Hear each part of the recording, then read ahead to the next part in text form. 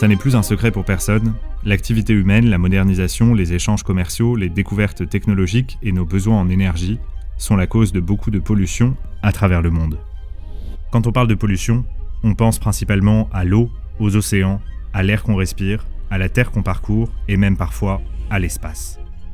Que ce soit à travers la pollution lumineuse ou même tout simplement aux déchets qu'on laisse s'accumuler autour de la Terre au fil des décennies. Et je ne parle même pas de la Tesla envoyée dans le système solaire, parce qu'à ce niveau-là... Mais il existe un type de pollution dont personne ne parle, dont personne ne semble prêter attention, et qui pourtant a un énorme impact à la fois sur notre santé et sur notre vie de tous les jours. Simplement, on ne peut ni la voir ni la sentir, et encore moins la toucher.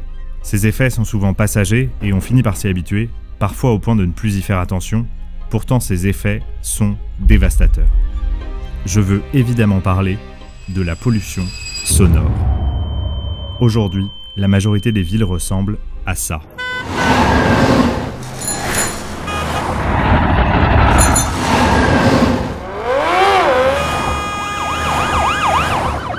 Tout ce bruit a un impact sur nos vies quotidiennes et c'est d'autant plus surprenant qu'on en soit arrivé là, connaissant le niveau de quiétude qui existait il n'y a encore pas si longtemps.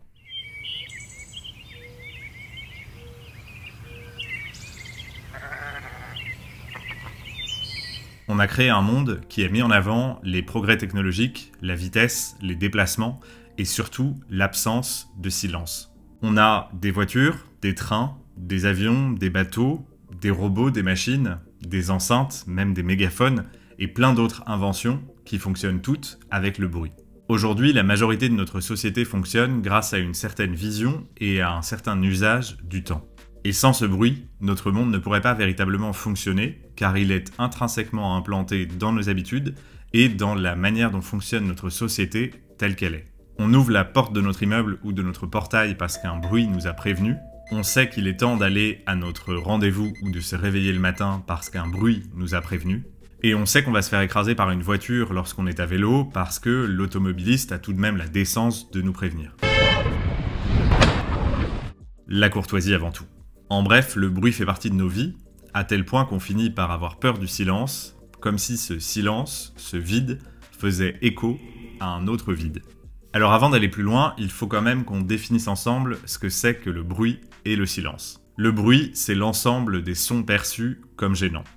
Un même son peut être utile, agréable ou même gênant selon la personne qui l'entend et le moment où elle l'entend. Mais au-delà d'une certaine limite, tous les sons deviennent désagréables, voire dangereux.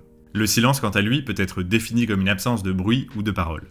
Mais personnellement, je préfère la définition que donne Gordon Hampton, qui se définit comme un chercheur de silence. Le silence n'existe dans un lieu que lorsqu'on peut enregistrer 15 minutes de son continu sans entendre la moindre intervention de bruit humain.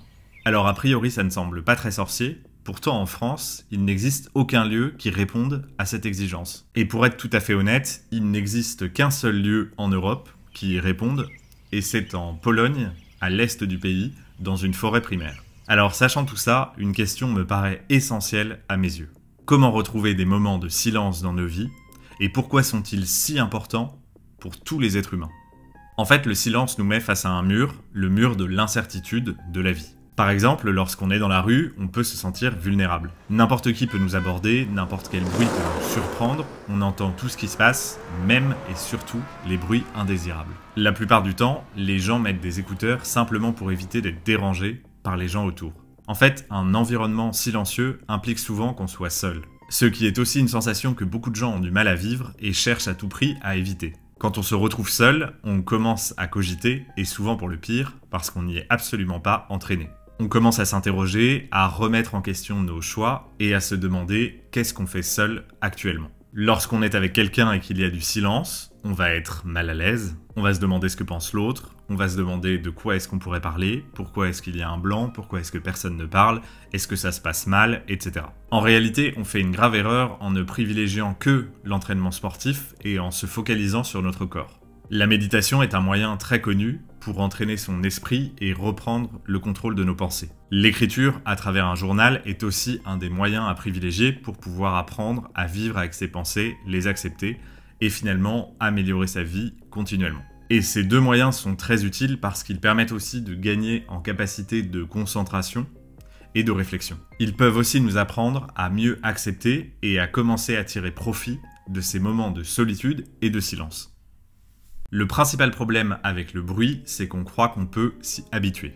En fait, notre cerveau s'accoutume à certains bruits et ne nous fait plus réagir lorsqu'un avion passe dans le ciel, un train arrive ou qu'une voiture passe à côté de nous sur la route. Simplement, le problème, c'est que nos oreilles, elles, en subissent quand même les conséquences. En 2007, une étude a montré que les habitants des villes avaient une ouïe comparable à celle qu'ils devraient avoir 10 à 20 ans plus tard. En France, c'est 8 habitants sur 10 qui habitent en ville et près de 6 sur 10 dans le reste du monde. Les problèmes causés par la pollution sonore vont de la perte auditive, qui est irréversible, aux maladies cardiovasculaires, en passant par des problèmes d'apprentissage et de concentration, mais aussi des troubles du sommeil. Et les pertes auditives sont particulièrement un problème dans notre communication, quand on sait qu'on est plus capable de reconnaître les émotions chez quelqu'un d'autre à travers sa voix qu'à travers les expressions de son visage. La pollution sonore est aussi la cause de nombreux échouages de mammifères marins qui perdent leur sens le plus précieux à cause de ces bruits artificiels créés par l'homme. L'eau, contrairement à l'air, permet au bruit de se déplacer beaucoup plus vite et beaucoup plus loin. Une explosion utilisée pour sonder les fonds marins pour trouver du gaz ou du pétrole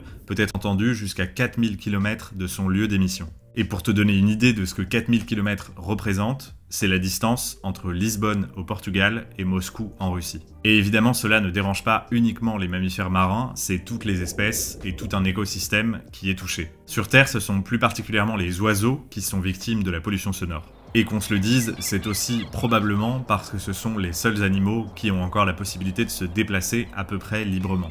Plusieurs études ont démontré que la pollution sonore perturbait leur migration. Ce qu'il faut bien comprendre, c'est que pour tous les animaux, et particulièrement les animaux marins, c'est grâce au son qu'ils communiquent et qu'ils se déplacent. Mais au-delà du problème du bruit, il faut aussi apprendre à tirer profit du silence. Tout comme le bruit peut être un marqueur de pouvoir, le silence aussi. Le silence nous permet de reprendre le contrôle de nos pensées et de notre esprit. Il nous permet de devenir plus confiants et de gagner en autonomie, tout en faisant mieux ce qu'on fait, parce qu'on peut être plus concentré. Il permet de développer notre capacité à être seul, à mieux réguler nos émotions, et surtout, à ne plus avoir besoin d'un entourage pour prendre nos décisions, et donc d'agir de manière plus intentionnelle. Tout comme on progresse en acceptant de choisir la difficulté lorsque c'est nécessaire, on progresse aussi lorsqu'on est capable d'accepter le silence et la solitude lorsque c'est nécessaire. Parce qu'on ne craint plus de se retrouver face au silence et donc on ne cherche plus à l'éviter, nous épargnant donc une source de stress au quotidien. On n'est plus dépendant de notre paire d'écouteurs avant de sortir de chez nous, d'un sujet de conversation qui ne vient pas, ou même d'un fond sonore qui nous sert de présence. En plus de tout ça, apprivoiser le silence, c'est aussi restaurer notre capacité à être calme, à calmer notre esprit et à se reposer pleinement. Même si ce sont des choses qu'on n'aime généralement pas faire, notre cerveau et notre corps ont besoin de cet équilibre. De la même manière qu'on se challenge pour faire du sport, pour travailler et pour rester actif, il faut avoir le même niveau d'exigence pour nos temps de repos, de réflexion et donc de silence. En plus de ça, le silence est un moyen de redécouvrir les gens qui nous entourent. Un moment devient particulier pendant un silence, ça crée un moment de complicité bien plus fort que lorsqu'on échange des simples banalités. Partager un silence crée une relation de proximité qui va nous permettre d'écarter notre façade et de laisser apparaître notre vrai moi. Alors comment faire pour retrouver du silence au milieu de tout ce bruit ? La première chose, c'est évidemment d'essayer de s'isoler sonorement. S'enfoncer dans une forêt et écouter les bruits de la nature, aller dans un parc ou dans un lieu naturel autour de chez soi, et si c'est nécessaire, écouter des enregistrements de la nature. Commencer la méditation, tenir un journal et y coucher ses premières pensées, tout ça dans le but d'entraîner son esprit et de s'habituer au silence. Sortir de chez soi sans ses écouteurs, éteindre le fond sonore qui nous sert de présence, ne pas écouter de musique dans la douche, mais au contraire écouter l'impact des gouttes sur le sol, et finalement, laisser le silence se produire. J'ai pris beaucoup de plaisir à faire cette vidéo parce que c'est un sujet qui m'intéresse depuis longtemps et dont j'avais très envie de parler. Je te mets plein de liens en description si ça t'intéresse de creuser le sujet. Si ça t'a plu, n'hésite pas à liker. Évidemment, abonne-toi si c'est pas déjà fait. Laisse un commentaire, je te répondrai avec plaisir. Et moi, je te dis à la semaine prochaine. D'ici là, n'oublie pas de rester liquide. Ciao!